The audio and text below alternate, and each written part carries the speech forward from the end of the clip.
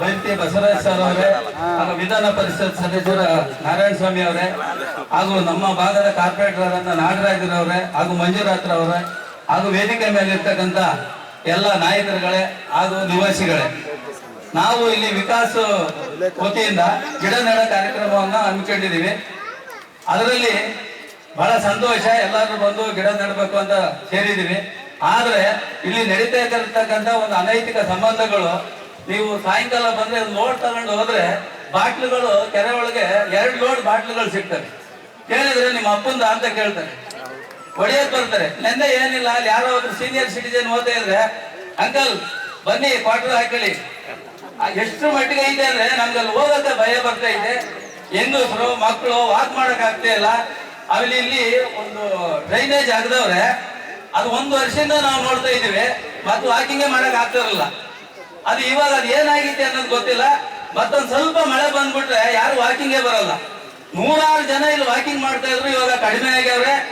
ದಯವಿಟ್ಟು ಆ ಡಬ್ರೀಸು, ನಾವು ಬಸವರಾಜ್ ಸರ್ ಅವರು ಒಳ್ಳೆ ಜನಪ್ರಿಯ ನಾಯಕರು, ಒಳ್ಳೆ ಕೆಲಸ ಮಾಡ್ತಾವ್ರೆ, ಮುಂದೆ ಮಾಡ್ತಾರೆ ಅಂತ ನನಗೆ ನಂಬಿಕೆ ಇದೆ.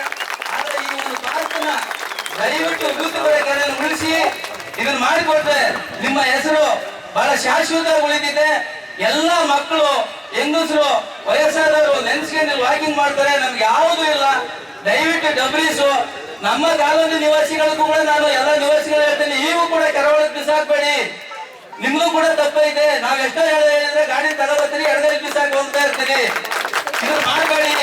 ನಮ್ಮದು ಇದೆ ಕೆರೆ, ಅವರು ಮಾಡೋಷ್ಟು ಮಾಡ್ತಾರೆ, ನಾವು ಕೂಡ ಜಾಗೃತರಾಗಬೇಕು.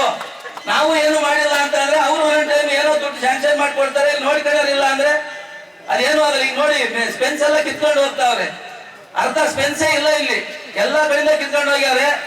ಆಮೇಲೆ ಇಲ್ಲಿ ಬಹಿರ್ದೇಶಕ್ಕೆ ಹೋಗ್ತಾರೆ, ಮೂಗು ಮುಚ್ಕೊಂಡು ವಾಕಿಂಗ್ ಮಾಡ್ತಾರೆ. ನಮ್ಮ ಹೆಂಗಸರುಗಳು ಬೆಳಿಗ್ಗೆ ಬಂದಾಗ ನಾವ್ ಎಷ್ಟೋ ಜನಕ್ಕೆ ಇಲ್ಲಿ ನಿಂತ್ಕೊಂಡು ಹೇಳಿದೀವಿ, ದಯವಿಟ್ಟು ಬೇಡ ರೀ, ಇಲ್ಲೆಲ್ಲ ಮಾಡಬೇಡಿ, ಬಹಿರ್ದೇಶ ಮಾಡಬೇಡಿ, ನಮ್ಗೆ ವಾಕಿಂಗ್ ಮಾಡಕ್ಕಾಗಲ್ಲ ಅಂತ ಹೇಳ್ತೀವಿ.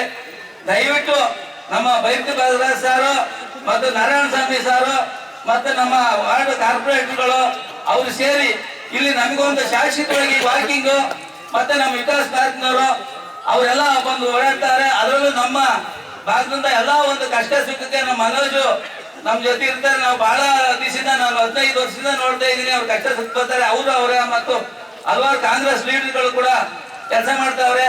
ಇದನ್ನೊಂದು ಉಳಿಸಿ, ಕೆರೆ ಉಳಿಸಿ, ಕೆರೆ ಬೆಳೆಸಿ, ಮತ್ತು ಒಂದು ಜೀವ ಸಂಕುಲನ ಉಳಿಸಿ, ಮುಂದಿನ ಒಂದು ಏನು ನಮ್ಮ ಪೀಳಿಗೆ ಐತೆ ಅದಕ್ಕೆ ಈ ಒಂದು ಕೆರೆ ಉಳಿಸ್ಕೊಡಿ ಅಂತ ಹೇಳಿ ನನ್ನ ಮಾತನ್ನ ಮುಗಿಸ್ತಾ ಇದ್ದೀನಿ.